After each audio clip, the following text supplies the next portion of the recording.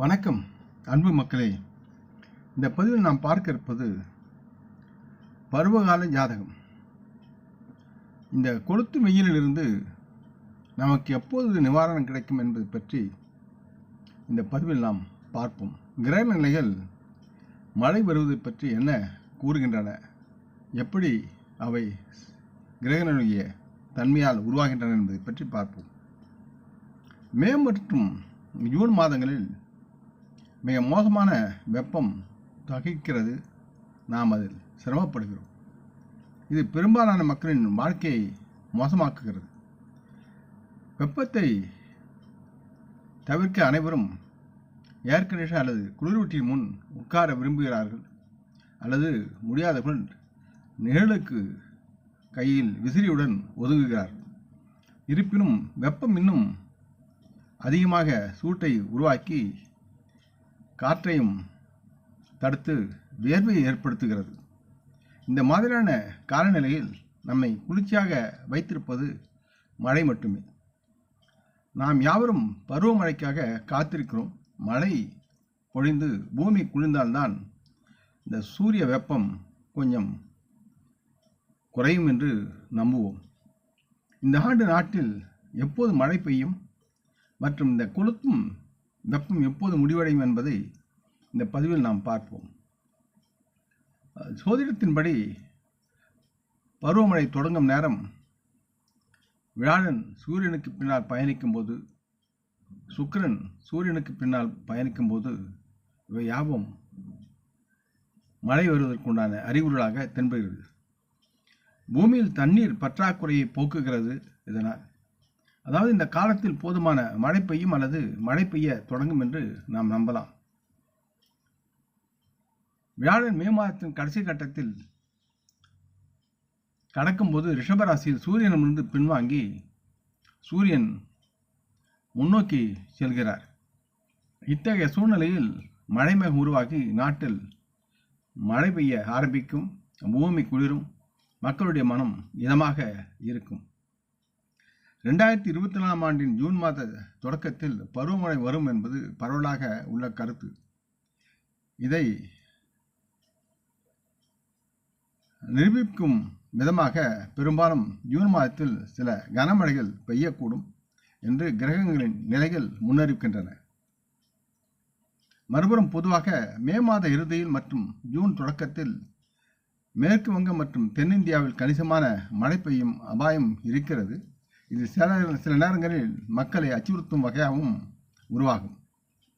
சூரியன் ரிஷபத்தில் தற்சமயம் வியாழன் சுக்கிரன் மற்றும் புதனுடன் இணைந்திருக்கும் போது மழைப்பொழிவு நிச்சயமாக இருக்கும். இப்படி இணைந்திருந்தாலும் இவர் அந்த 3 கிரகங்களையும் பின்னோக்கி தள்ளி சூரியன் முன்னோக்கியில் இருக்கிறார். கூடுதலாக ஜூன் மாதம் வரும் அமாவாசை நாளில் நாட்டின் வடகிழக்கு மற்றும் கிழக்கில் நிலநடுக்கும் மழையும் அதிகமாக பெய்வதற்குண்டான வாய்ப்புகள் இருக்கிறது. இதன் விளைவாக சில இடங்களில் உயிர் மற்றும் சொத்து சேதமாக ஏற்படுவதற்குண்டான சூழலும் இருக்கிறது. அமாவாசை திதி அல்லது ஜூன் மாதம் ஆரம்பத்தில் ரிஷபராசியில் 5 கிரகங்கள் இணைந்து வரக்கூடிய சூழல் இருக்கிறது. இதன் விளைவாக ஜூன் மாதத்தில் தெற்கு, மேற்கு மற்றும் மத்திய இந்தியா முழுவதும் வழக்கத்தை விட அதிக மழை பெய்யக்கூடும். நமக்கு அது ஒரு எடுத்துக்காட்டாகவும் எச்சரிக்கையாகவும் இருக்கிறது. வட இந்தியாவில் அமாவாசையை ஒட்டி மழை மற்றும் இடியுடன் கூடிய மழை பெய்ய வாய்ப்பு அதிகமாக இருக்கிறது.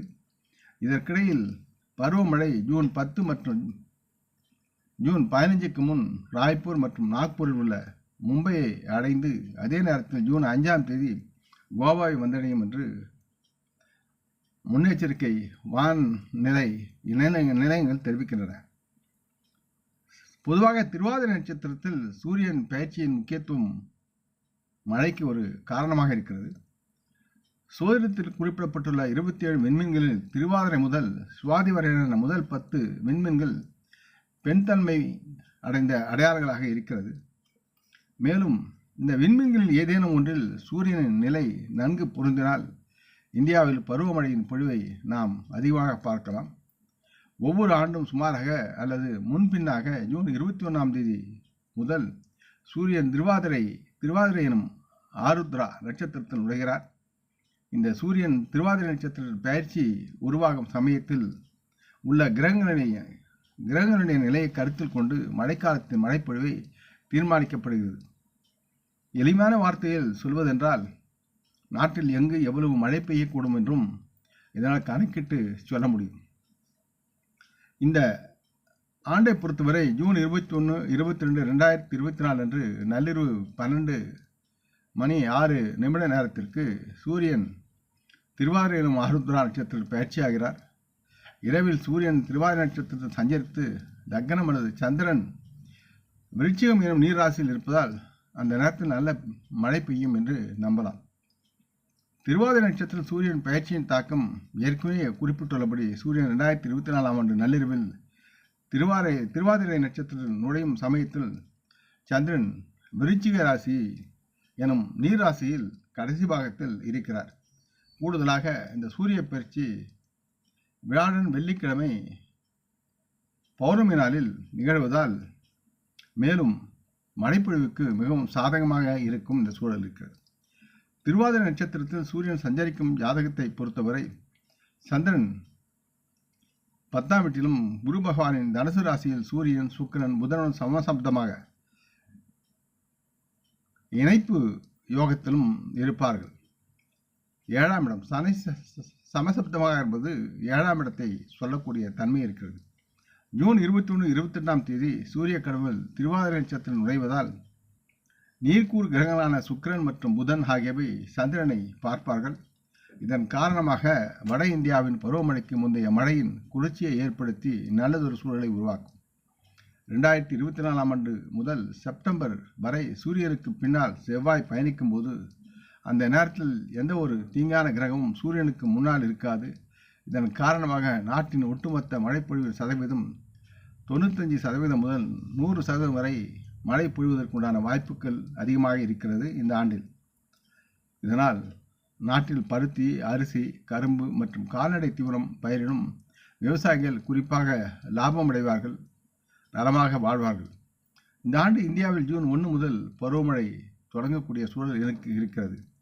இந்தியாவில் பருவமழை காலம் 4 மாதங்கள், அதாவது ஜூன் முதல் செப்டம்பர் வரை நீடிக்கும்.